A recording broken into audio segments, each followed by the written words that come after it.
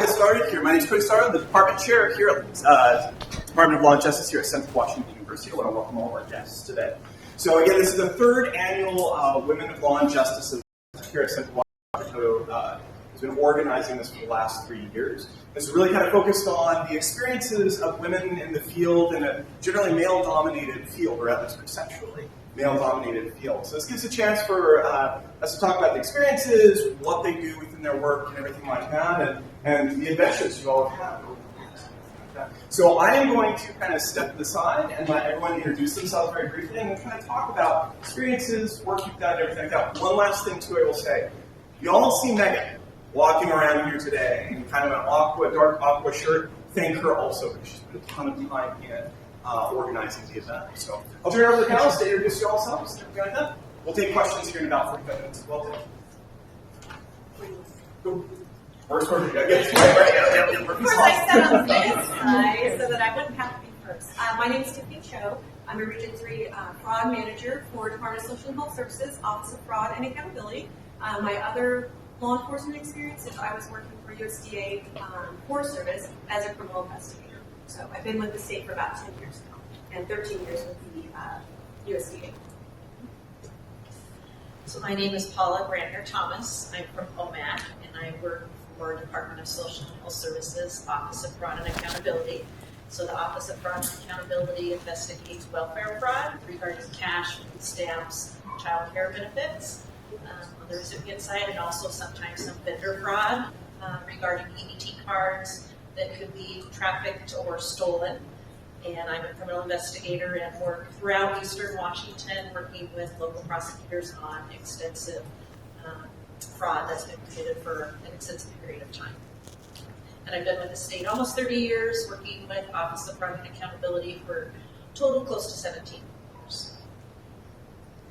My name is Nora Cortez, and I'm stationed at the Wenatchee CSO, also for DSHS. I am a fraud investigator for the Office of Fraud and Accountability. I've been there for about 1 year now, and then prior to that, I was at the Chelan County Probation Department for about 7 years. And can I just take a moment to say she's a CWU grad as well, so you champion her over here. I am Leah Stazwar. I'm the Senior Director of the Office of Fraud and Accountability. So we are the undercover team right here in the plainclothes detectives on this side.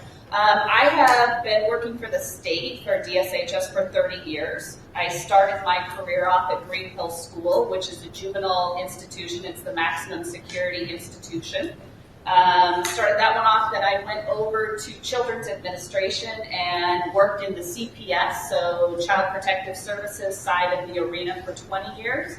And I've been over here with the fraud team for the last 10 years of my career. So there's lots of investigative experience behind me in different ways, all with DSHS. I'm Janine Ruby. I'm with the Richmond Police Department. I'm a police officer. I have been with them coming up on 3 years now. I have a lot of roles within that. I'm on our domestic violence response team, FTO, which is field training, EVOC instructor, and a couple other things too. So. Tyna Antonson, a special agent with the Washington State Gambling Commission. We do regulations, we do criminal investigations, we do a lot of outreach education with the public, anything gambling related. I'm in Eastern Washington, Tri-Cities. Prior experience was with the Benton County Sheriff's Office as their crime analyst for about 7 years. And then I was in the Army 100 years ago. And I spent 4 years with NOAA doing fisheries enforcement. So kind of a variety. I'm Detective Jeannie Walford. I work for the King County Sheriff's Office in Seattle. Right now I am been a traffic investigator for the last 10 years, where we only go to fatal traffic crashes, crashes that are life-threatening for people. So anytime the road is closed, we're an extensive scene, that's us. I've been with the Sheriff's Office for about 28 years, graduated from Central in 1996, and worked a lot of detective assignments, have a lot of investigative experience. I've pretty much investigated every crime there is except for fire. I worked in special assault and also major crimes, doing murders. And now my love is the math and the science of getting into why car crashes happen and trying to find justice for victims of DUI drivers. Hi, Cory McKean with the Kittitas County Coroner's Office. I'm Chief Deputy Coroner. My responsibility there is to oversee the investigative team, to train the new investigators coming through. Our job really isn't criminal in nature. We're more of a support. We're there to investigate the cause and manner of death.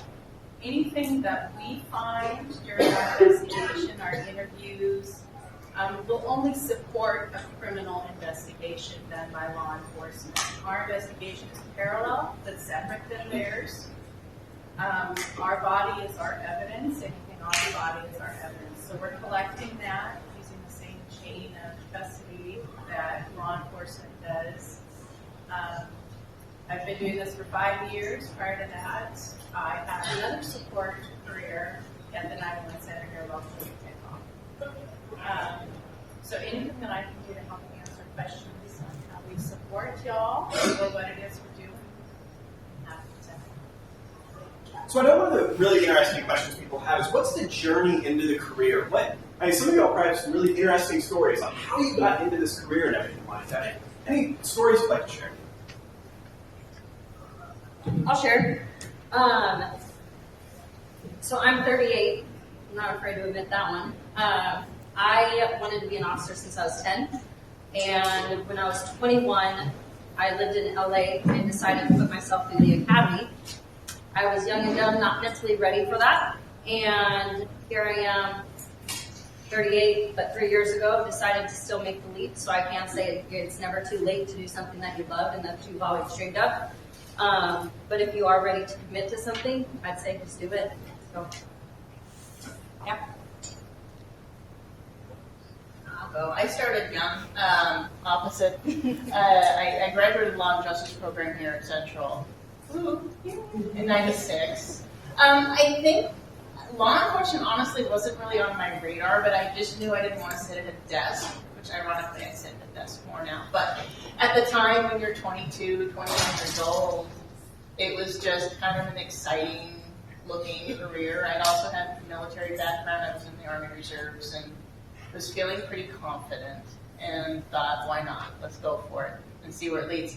And it's been a wonderful career. Like I said, I've got about almost 28 years now. And a lot of experiences, a lot of things you see, and work my way up from patrol. Everybody has, if you're going into the law enforcement side, I can't think of any other situation where you don't have to start in patrol first. But patrol is where it's at. I mean, that's where you learn your bread and butter and also actually learn how to investigate crimes, what's needed. It's been great and kind of fun.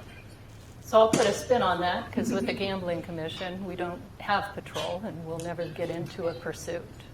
I started my career in the Army out of high school. I had no idea what I wanted to do. And afterwards, kind of, I think it puts you in the mindset of working hard in the military. And so opportunities, the doors opened. Law enforcement was wanting to recruit anyone from the military. So I worked with NOAA for 4 years, loved it, loved Alaska, and I liked regulations. When I moved down to Tri-Cities, I was a mom for about 8 years, and so took a break. And when I wanted to get back into it, the sheriff for the Benton County Sheriff's Office saw potential, and so asked if I wanted to start the crime analyst program, and so that's what I did for about 7 years. Before I saw a position with the Gambling Commission, it's unique. It's working with the public. It's doing a lot of public outreach. And so I very much enjoy it. I also had kind of that unique start as well coming out of college, graduating. I did not know what I wanted to do. I graduated with a psychology degree, but I happened to know an HR individual in DSHS who said, get your foot in the door. Whatever it takes, get your foot in the door. There's lots of options for you. So for me, that meant going to a very male-dominated institution. When you talk about a juvenile institution or a jail, it is usually very male-dominated. I was able to successfully get in. I started on security. From there, I moved into a counselor position. But I also had a craving for a Monday to Friday job, because at an institution, if you're working a 24/7 facility, you are working whatever those hours are, whether they're graveyard, swing, or day. And that's when an opportunity opened for me in children's as an investigator. If you have curiosity, if you like asking those questions and putting your puzzle pieces together, you're going to be a great investigator out there. That's what it's all about. Get your foot in the door, which is what I did, and then those investigative positions just kept coming. Like Gambling Commission, DSHS, you don't have to sit in patrol. You're not going to be there, but you are going to be on some of the front lines, whether you're with Child Protective Services or Adult Protective Services, or even my team here in doing welfare fraud investigations. We're knocking on people's doors.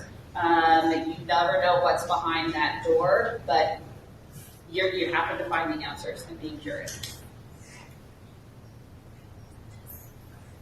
So my career began when I was attending Wenatchee Valley College. I was a transfer student and then eventually came here to Central. But my professor actually was reached out to find a student that was possibly interested in interpreting part-time for the probation department. So that's why I got my foot in the door in law enforcement. So I started off as an interpreter about 6 hours a week. And then the position came open for a full-time administrative assistant for the Chelan County Probation Department that I eventually then took. I was there for about 7 years, and I loved every second of it. Everyone that I got to meet, different law enforcement agencies, working with several different attorneys in the Valley. So my advice to you is to always volunteer. Don't be afraid to step up and say, I'll do it. That's really my advice to you. So with me, I originally wanted to go into the medical field. I wanted to be a nurse. I started at Wenatchee Valley College and took the prerequisites for that program. Things in life happened and things changed, and I was offered a temporary 3-month job at DSHS as a clerk.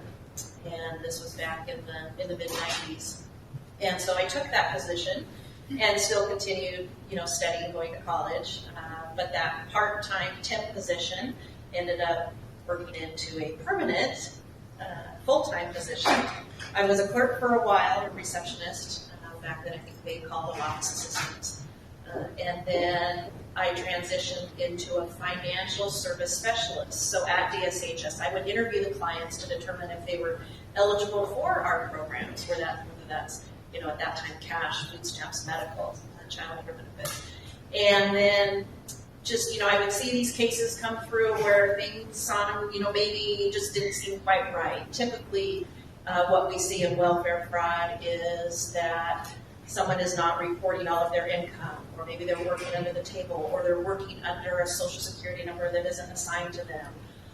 Or they're living with the father of their kids and they're telling us that they're a single parent. We see that happen frequently. So I would see these cases come through and just, something seemed off, or, they were what we call living beyond their means. Maybe their rent was $1,000 a month, but yet they were only claiming $1,200 a month of income. So you have this curiosity of how are they making ends meet?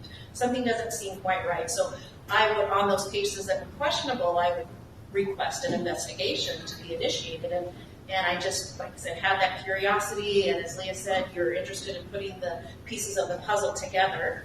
And I was known as kind of the sleuth of the office, even though I was just a financial worker at that time. And then the position opened up to be an investigator. And I decided to apply, and I met the qualifications. And so I was hired as an investigator too at that time to go out into the field and go talk to neighbors and talk to landlords and schools and make contact out in the community, plus doing my desk work to try to put those pieces together to solve this puzzle. And I loved it. I loved the job of investigating. The research in doing that piece of it. And I did that for only about 2 years, year and a half, 2 years, and then a position as criminal investigator opened up.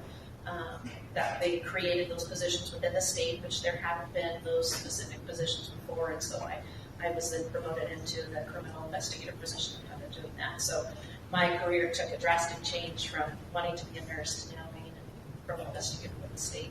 The state has, as Leah mentioned, many investigator positions in different agencies, and so careers.law.gov is the website to go to see all the different positions that are available out there and jump around and try different careers and see what fits for you. And I got started in law enforcement by chance. I started working for the Forest Service in high school my senior year. So I was going to be a force. When I went to community college, it seemed fine and well. But when I went to the University of Idaho and started taking the 200-level forestry classes, biology classes, I did not do well. So again, University of Idaho, Vandals go. So I found that there was other positions in law enforcement. So once I switched from forestry to criminal justice, everything kind of started making sense. It just fit. I liked it. It was really a great thing for me to do. And so there was openings as a special agent with the Forest Service. So I was able to get to that position right out of college. So I did my initial training at the Federal Law Enforcement Training Center in Georgia. So did 10 weeks there, worked with the Forest Service for, like I said, 19 years total, but 13 years as a special agent. I found that there was a lot of traveling because there was not many special agents in the area, and we covered Oregon and Washington. So I made a switch at that time to trade in my federal law enforcement experience for being a business owner. Unfortunately, that was during, the Great Recession, and so I didn't quite make it as a business owner. So then I went back to school, and then found my way into state service, which, I was also a financial service specialist, so I did the eligibility piece, interviewing clients to see if they're eligible for the state programs that we had. Found that there was a law enforcement arm of it. It's limited law enforcement, so I did go from the federal side where I was on plain clothes, but coming into the state side, it was a lot nicer because I had benefits. I didn't have to travel, and I could still be doing the investigative piece of it, but not have that, responsibility that our officers and detectives over there have. So I found kind of this state service is really where I wish I would have started, because again, I liked having the Monday through Friday, having vacation, sick time, and having kids for me really allowed me to still raise my kiddos and still be able to take that time off. So that's one piece of advice that I would say is, depending on where you want to be and where you see yourself, sometimes having, a state, government job that doesn't, that you're not out necessarily in uniform or, carrying your defensive equipment on you at all times. That might be something to look into. But if it's what you want to do, go for it. And if you're going to go for it early. Get that law enforcement background. Go out there and do that, and then maybe you'll find something that you're not going to be uniformed. It's a different climate than it was, 25 years ago. So there are other, positions out there that you can do, but again, do it early while you can, is what I would advise. I'll toss this last question out there, but after this also, panelists have questions and ask other questions. This is my Q&A session, right, and everything like that. But please feel free, because this is y'all and yours panel. I'm kind of curious, each one of you have led distinguished careers at this point and everything like that. What's that one bright spot, that one point where you go, this is my proudest moment? Or it can be your most fun moment if you wish, right? But what's that thing you just consistently think back to and go, this is awesome within your careers?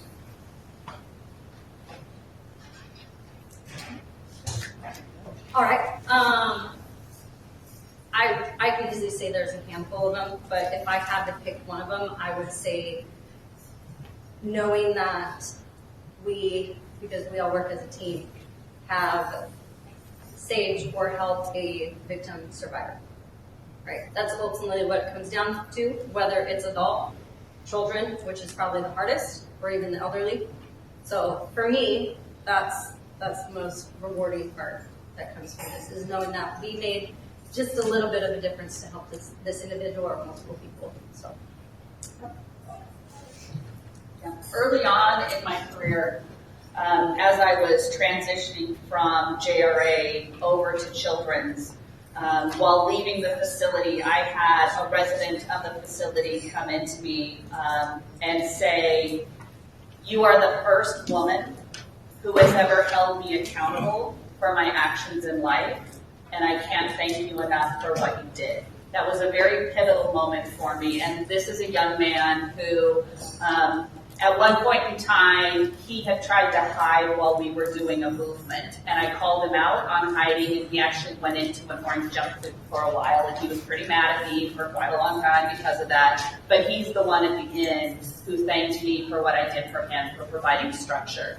And at that moment, I think I knew within my career that I could make a difference in people's lives. So I think it's exactly that. It's those moments that you have made a difference in somebody's life. When I have taken somebody's children from them or been part of that removal process, and that parent came back to me later and thanked me for what I did in that moment and changing the course of their life as well as the course of their children's life, very impactful when you get those statements. Today, I can say I am incredibly grateful that I get to work for a team like I have. This is just 3 examples right here of the incredible team that I work with, but they are amazing. It is my honor to be able to work for them as well as the state of Washington. I think for me, working with the public, we work with a lot of nonprofits, and we do regulations, so I'm going in with a checklist of things to look for. One of them is cash accountability. Some of the organizations are meant to do things for the public. Their mission is to raise funds for public outreach for people in need. One in particular led to an administrative investigation, which led to a criminal investigation, which led to the arrest of an individual for stealing over $350,000. So it's unfortunate they'll probably never get the money back, but we did stop the activity, and that's good for the organization. And then on the flip side, there's some fun things too. When I worked for NOAA, went to boat school so I could have a boat to go out to the ships, which was just kind of fun. So I think in any organization, there's a lot of things you can do if you just put yourself out there. I have got a lot of stories about that. A couple that come to mind. One, when I was working in special assault, there was a man who, I have to watch my audience here. Let me just say that had we not caught him when we did, he would have probably killed multiple women. He was a serial offender who was escalating quite rapidly. And when we got him, thankfully I got like full confession from him, and including literally he had a mathematical formula for the way he operated, let's just say. It was really interesting. I'm kind of speaking out of terms, but what was cool about it even is he was just so dangerous that the courts saw it that way, and the judge even saw and went above the prosecutor's recommendations. At 380 months, he's still in prison for the things he did, and he was offending against adults and children. So that felt pretty good. I like getting people like that off our streets. Another one I can speak to actually happened recently. It has to do with the university in 2019. Had a really complicated crash that happened near SeaTac Airport in the middle of summer, July. And it turned out what we thought was a 2-car crash was actually had 3 cars involved. So I had this phantom vehicle that caused a chain reaction crash that resulted in a Marriott shuttle bus with people going to the airport, all normal folks going about their day, and caused the shuttle bus to overturn and killed one dad as a father of 4 and severely injured 8 people. So once we started collecting video and going through the investigation process, again, what we are doing is we're truth seekers. I'm not looking for any particular outcome. I'm looking to see where the investigation takes me, and I follow the trail. I'm not preconceived anything. But when we started looking at talking to witnesses, nobody saw this third involved vehicle. Nobody, except we grabbed some video and realized there's somebody else that helped contribute to this. And at the end of the day, after almost a year of investigative work and putting these little micro pieces together, it was a long time. It turned out it was a driver for Lyft. You've heard of Uber and Lyft rideshare. And as a result of that investigation, and there were multiple victims of not just the one person who died, but people that had life-changing injuries. And as a result of that, let's just say Lyft has deeper pockets than, maybe your average citizen. And a very big lawsuit happened. And the victims were so happy with my investigation that they were like, I got a call from the attorney's office saying, these victims of this crime actually want to give you money. And I'm like, what do you mean? I can't take money. But they wanted a scholarship in my name, or something like a charity vehicle of my choosing. So not really sure how to do that. It was about $85,000, which is a good amount of change. And I actually gave it back to the Law Justice Program here at Central. So there's a little scholarship that trickles out every year as an endowment. So that was a very proud moment for me to see, people actually recognize. I mean, people bash on the police a lot, but we actually do a lot of good work too. And it was nice to see that it was recognized at a pretty contentious time too, 2020, 2019. And Wow. so that was really cool. And I appreciate those people. I work for my victims. I work to seek the truth and try to get all of the evidence that if there is accountability to be had, that it can be, then the courts can see all the evidence they need to move forward with something, whatever that may be. And sometimes we don't know. Cases take strange directions, and what I might think is actually, X, turns out it's just something completely different. You just got to go where the investigation takes you. And again, you got to be curious and you have to be nosy. You have to ask a lot of questions and talk to people and be approachable too, because people won't talk to you if they're getting a bite. So, I don't know.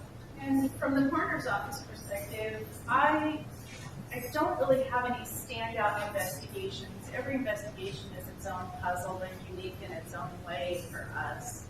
I do feel very strongly that every contact we have with the next of kin or with that family is deeply impactful. So I treat each case that way. I'm very proud, though, of a new program that we were able to launch just for our community. We are partnered with Cribs for Kids to offer hack and plays or safe sleep space for kids. And being in this office has given us, me specifically, the ability to work with this national organization to make sure that every infant born in our hospital that does not have a safe sleep space goes home with them. So I'm proud of that, aside from the investigations. What else can we do for the community, given our position? Anyone else? I think for me, the proud moments come when I'm doing my investigations and I can stop for a moment and speak to our clients at DSHS and be able to be an educational piece to them versus always being the bad guy delivering bad news or delivering news that, says you're in trouble. It sometimes comes with an educational piece and having that discretion of being able to say and allowing someone to redirect the information that they're reporting to us, and I think that is consistent within my position, is that I enjoy doing that piece. So with social and health services, we're a branch of DSHS for the fraud piece of it, but DSHS's goal and mission is to help people, help people that are in need, that truly need those benefits when their income is low or they lose their job. So as a financial service specialist, when I was interviewing clients, there was that proud piece at times knowing that our job helped someone, to be able to advance a little bit further, whether that was with giving them help with childcare so they could then go to work or to continue their education.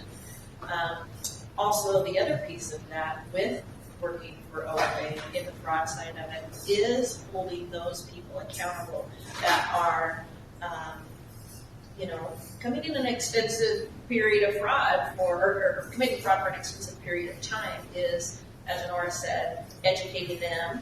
But also sometimes, when you're interviewing clients, even though they maybe haven't been telling the truth, let's say for 3-4 years, and they've been collecting these benefits that they shouldn't be, interviewing them, at times there's people that are like, this is a weight off of my shoulder that I can now, finally be free of this burden that I've been holding, because everyone's human and we all make mistakes and so forth. So there is the education piece of it. We're holding them accountable to their actions and also to the taxpayers. There is that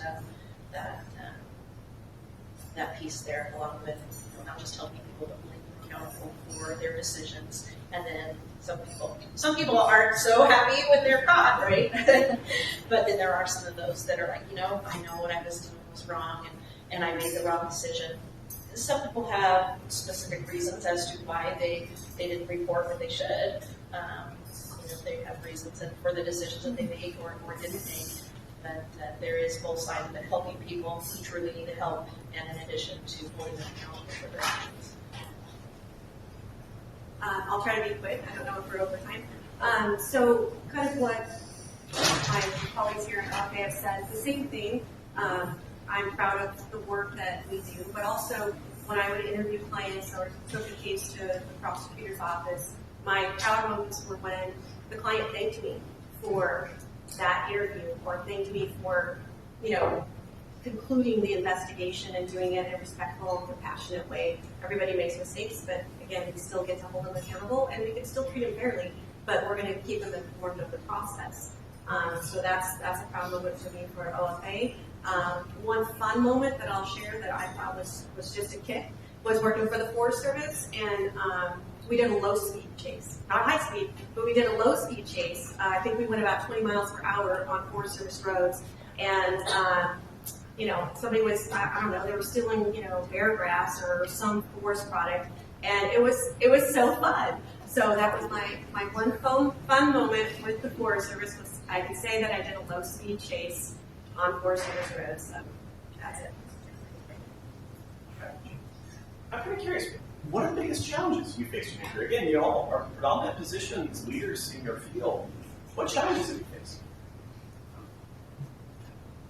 I'll start out since we can go this way maybe. The biggest challenge I had was being a mom in law enforcement and really having that pull of wanting to be a mom, be at home, at a reasonable time, not be on duty or not being called out for a 2-week detail, and really having to kind of struggle with that piece of it. So for me, having that work-life balance on the federal side, I didn't quite have that. And again, I was younger, so I could take on more and I could have help.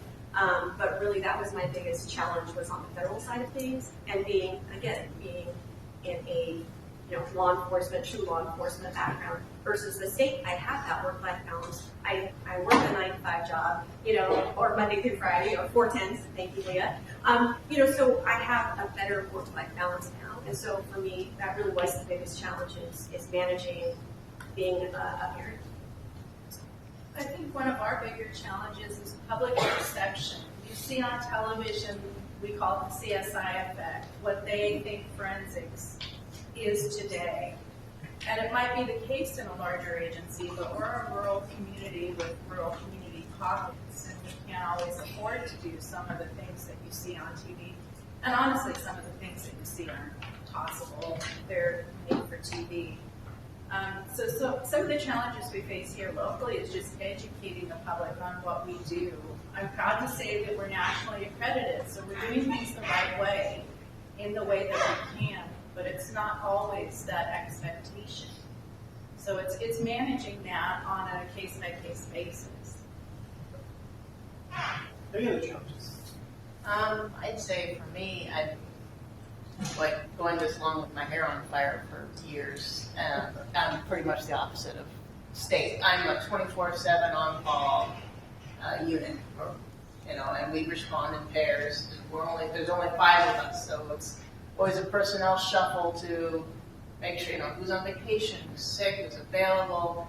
Right now, I've got the phone screening calls for my unit. It's just we're doing it. We're wearing 100 hats, and that in addition to raising a family, I have a young kiddo at home, and it is tricky. It's very tricky, and at times we rotate what we call on-call weekend. I'm on call 24/7 anyway, but there are times when we have like an on-duty weekend. I'm not allowed to say no.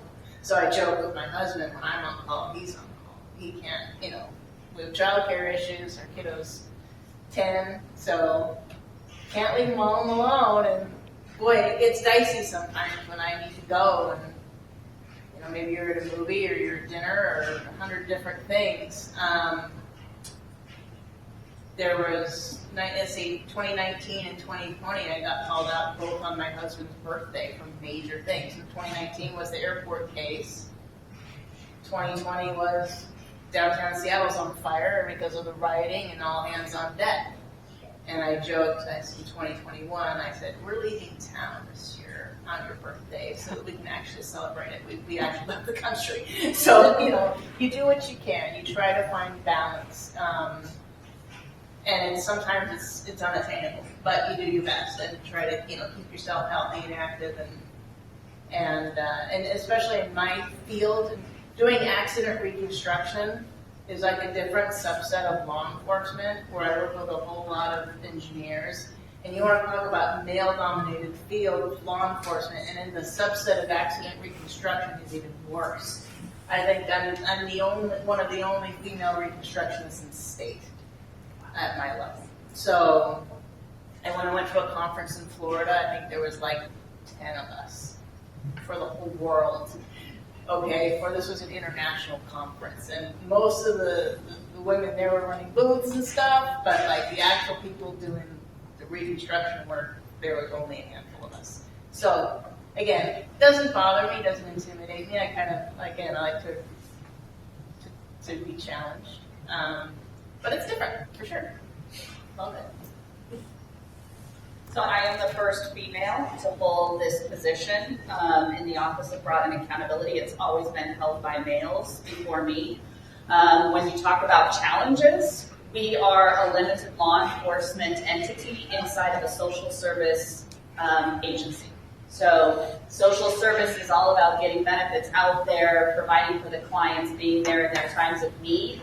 And then you bring us in, and we are here to bring in the criminal aspect. So you could receive a felony conviction because of your actions through our investigative work. In a social service agency, that can be a really hard pill for people to swallow. So I think that's probably our biggest challenge. And then you get out in the community, and there's definitely people in the community that don't want us to exist. They do not want individuals to be held accountable for their reporting or actions that they've done, because they feel that these are social benefits that are out there, and anybody should be able to have these benefits at any time. There should not be rules or regulations around them. So definitely a challenge for our team is to be able to walk that line in a social service agency, but still hold people accountable for their actions. I'll piggyback off that. That's exactly what my biggest challenge is in the field, trying to explain to someone that the state benefits that we give out are not free to everyone. There's certain rules and requirements, and you need to be eligible for them. They're not just given out to anyone who walks in the door. Some people have that mindset of thinking that, everyone is eligible for them, and so that's where the lies come in, where things are not reported correctly so that they can become eligible for them. And that's my biggest challenge. I'm fortunate in that I haven't had many challenges with my career. Stepping into DSHS, I was 21 years old. I was a single mom at the time, so there was that small challenge there.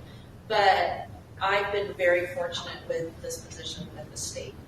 working for the state, there's benefits, there's retirement, there's vacation, there's sick leave, Monday through Friday jobs, so we're, alternate schedules.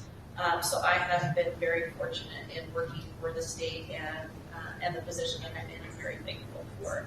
I love investigating, I love researching, and so I'm where I want to be, and I haven't had a whole lot of challenges in my career. For sure. With the Gambling Commission, I think work-life balance is probably challenging for any career. Gambling commissions, we're a small agency, and so you're going to be on numerous committees throughout the year. And so just the challenge of doing your job in addition to whatever else they put on you. But they're also a very supportive agency. When my mom was going through cancer treatments, the ability to work from home and take the time I needed was pretty neat. So the Gambling Commission is a great agency to work for. So let's open it to questions. And online, we actually did have one directed to the Gambling Commission. It kind of focuses on kind of the balancing of perspectives and the balancing of needs. How does the Gambling Commission balance the needs to protect those who choose to gamble and how to promote responsible gambling? If you look at our website, we really try to promote responsible gambling. We have something, the self-exclusion rule. It's applied to card rooms and tribal. It's optional if they want to participate. So if somebody feels they have a problem gambling, if they sign up to this program, all the card rooms are responsible to ensure that if these people are in the casino, they will stop whatever gambling activities they're doing, even if they're on the premise, and ask them to leave. And any money that's confiscated will be given to the problem gambling in Washington State. Are there any other questions from the audience? Any other questions from the panelists? It's the time, right? Yeah. What's the biggest misconception about your jobs?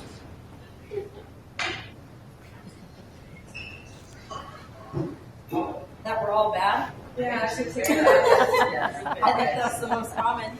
I think, and especially at least, I can't speak for these women, but just the reason why we're here right now is women in law enforcement. Right? So a common thing is, one, we're in law enforcement and we're women. So what do we have to do to try to, I hate using the word, but prove ourselves? Because I personally don't think I need to prove myself because I know I do a good job. But it still comes to that fact that we still have to work a little bit harder. So.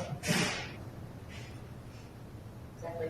The misconception that we only take benefits every time we go out, there's 10% of the clients that we interact with that we actually increase benefits if they've reported correctly. I absolutely agree with the statement of having to prove yourself, being the first female in my position. How many people looked at me and said, what qualifies you for this job? If I was a male coming into it, that question probably never would have been asked. I would piggyback on that. I shared with Leah on the way up, same thing. I was special agent, male nominated. I had to work twice as hard just to say I'm qualified. I was pregnant with my first child. I was out doing surveillance on the border. So I was doing things that they weren't telling me I had to do, but I knew that I had to do it so that I could continue, proving myself. I shouldn't have had to, but I did. And so that was on me too. But, you really do tend to sometimes, you have to increase your effort, and that is just the way it has been. And again, maybe things have changed, but I don't know. I'm not in that governance right now. But. With the Gambling Commission, I think the public has the perception that we want to take their license if they're licensed. And so they don't always report suspicious activity. And so it's trying to build the relationship with the licensees to get them to trust us. So they will call if there are issues or questions, let's prevent the violation or potential criminal activity. Nonprofits especially, they just need a lot of education. Because if they implement internal controls, a lot of the theft would never have occurred. I can speak for, we're talking on the mom theme. Now this supervisor's gone and retired and I won't name names, but at the time when I was ready to go out on maternity leave, I was leaving major crimes. I'm like top tier homicide detective, right? And going back into wanted to go back into, after being done with maternity leave, wanted to go back into MAR, which is the unit I'm in now. My position had been cut for a few years, which allowed me to go into homicide because of the 2008 parking crash reaction. That was the first time we ever had layoffs in my agency that I'm aware of.